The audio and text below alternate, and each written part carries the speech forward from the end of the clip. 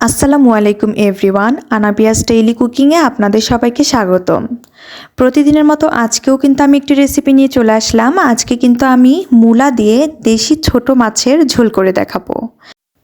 তো কথা না বাড়িয়ে চলুন আমরা রেসিপিটি দেখে আসি।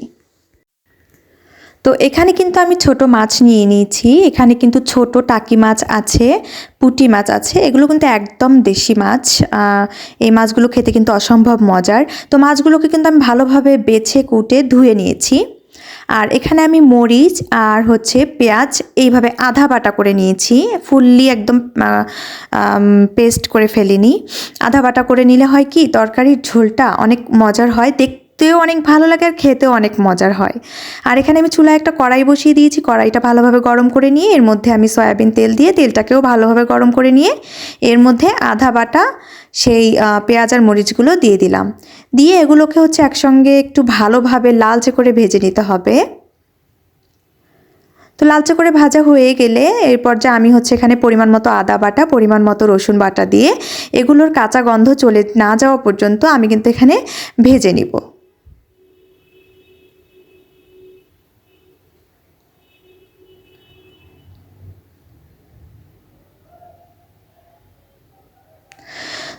তো ভাজা হয়ে গেছে। এ পর্যায়ে কিন্তু আমি এখানে সামান্য পরিমাণে পানি দিয়ে দিয়েছি। পানিটা দেওয়ার কারণে মশলাগুলো আর পুড়ে যাবে না। আর এখন আমি এর মধ্যে গুঁড়া মশলা অ্যাড করে দিব। প্রথমে আমি স্বাদ মতো লবণ দিয়ে দিলাম, তারপর পরিমাণ মতো হলুদের গুঁড়া দিয়ে দিলাম, আর পরিমাণ মতো জিরা আর ধনিয়ার গুঁড়াও দিয়ে দিলাম।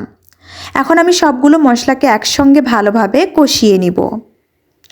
তরকারিতে স্বাদ আনার জন্য অবশ্যই মশলাগুলোকে কিন্তু খুব ভালোভাবে কষিয়ে নিতে হবে।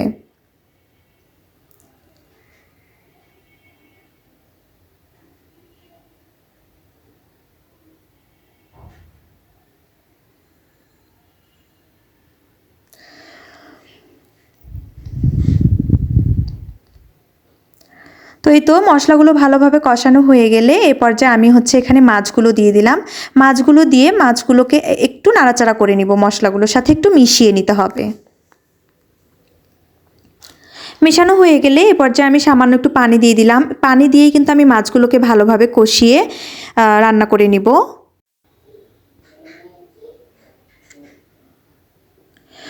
তো মাছগুলো ভালোভাবে কষানো হয়ে গেলে আমি মাছগুলোকে অন্য একটি পাত্রে উঠিয়ে নিচ্ছি। উঠিয়ে নেওয়া হয়ে গেলে এই একই মশলার মধ্যে আমি কিন্তু সবজিগুলো দিয়ে দিব। আমি এখানে মূলা আর আলু দিয়ে দিলাম। সবজিগুলোকে আমি ভালোভাবে কষিয়ে নিব। মূলাগুলোকে কিন্তু আমি পাতলা পাতলা করে চ্যাপ্টা চ্যাপ্টা করে কেটে নিয়েছি, আর আলুগুলোকে একটু লম্বা লম্বা করে কেটে নিয়েছি। আপনারা আপনাদের মন মতো করে কেটে নিতে পারেন, কোনো সমস্যা নেই। একটু ভালোভাবে নাড়াচাড়া করে আমি ঢাকনা দিয়ে ঢেকে কিছুক্ষণ রান্না করে নিচ্ছি। এখন আমি ঢাকনা উঠিয়ে নিচ্ছি। এই সবজিগুলো থেকে কিন্তু কিছুটা পানি বের হবে, সেই পানি দিয়েই কিন্তু আমি সবজিগুলোকে কষিয়ে নিব। এর মধ্যে এক্সট্রা আর কোনো পানি অ্যাড করব না। আবারও ঢাকনা দিয়ে ঢেকে দিলাম। তো পানিটা অনেকটাই টেনে এসেছে। এখন আমি মিডিয়াম আঁচেই কিন্তু সবজিগুলোকে কষিয়ে নিব।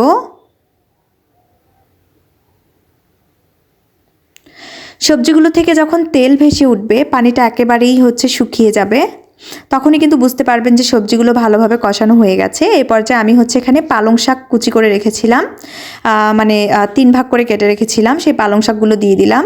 পালং শাক দিয়ে আবারও ভালোভাবে নেড়েচেড়ে ঢাকনা দিয়ে ঢেকে দিব। তারপর পালং শাক থেকেও কিন্তু পানি বের হবে। এই পানি দিয়েও কিন্তু আমি সবজিগুলোকে আবারও কষিয়ে নিব শাকসহ। এই তরকারিটার মধ্যে পালং শাকটা দিলে কিন্তু এই স্বাদটা অনেকটাই বেড়ে যায়। তো আপনারা না চাইলে এখানে পালং শাক নাও দিতে পারেন, তবে দিলে কিন্তু অনেকটাই স্বাদটা বেড়ে যায়। তো সবজি শাক সব কিন্তু একসঙ্গে কষানো হয়ে গেছে। এই পর্যায়ে আমি এখানে ঝোলের জন্য পানি দিয়ে দিলাম। তরকারিতে বলক উঠে আসলে এখন আমি এই পর্যায়ে এখানে সেই কষিয়ে রাখা মাছগুলো দিয়ে দিলাম। দিয়ে ভালোভাবে নাড়াচাড়া করে মিশিয়ে দিলাম। তো এখন আমি ঢাকনা দিয়ে ঢেকে দিলাম, তরকারিগুলো হওয়া পর্যন্ত অপেক্ষা করব। তো এই তো এখন কিন্তু আমি ঢাকনা উঠিয়ে আবারও নেড়ে দিব। মাঝখানে কিন্তু আমি 2বার ঢাকনা উঠিয়ে উঠিয়ে নেড়ে দিয়েছিলাম। তো তরকারিটার ঝোল কিন্তু আমি আর টানাবো না, এরকমই রাখবো। তরকারিটা কিন্তু একদম হয়ে গেছে। এখন কিন্তু আমি তরকারিটাকে নামিয়ে নিব। তো ভিউয়ার্স দেখতেই পাচ্ছেন মূলা দিয়ে ছোট মাছের ঝোল, আসলে শুধু মূলা দিয়ে বলা চলে না, এটা কিন্তু মূলা, আলু এবং পালং শাক দিয়ে ছোট মাছের ঝোল। এটা কিন্তু একদম রেডি। আর এই ঝোল তরকারিটা খেতে এতটাই মজার, আপনারা এটা এইভাবে ট্রাই করে না দেখলে বুঝতে পারবেন না। আপনারাও কিন্তু এভাবে ট্রাই করবেন, আশা করছি আপনাদের কাছেও অনেক ভালো লাগবে। তো আজকের আমার এই রেসিপিটা আপনাদের কার কাছে কেমন লাগলো অবশ্যই কিন্তু আমাকে কমেন্টস করে জানাবেন, এবং আমার ভিডিওটি ভালো লাগলে একটি লাইক করে দিবেন। আর সবাই অনেক ভালো থাকবেন, সুস্থ থাকবেন। আল্লাহ হাফেজ।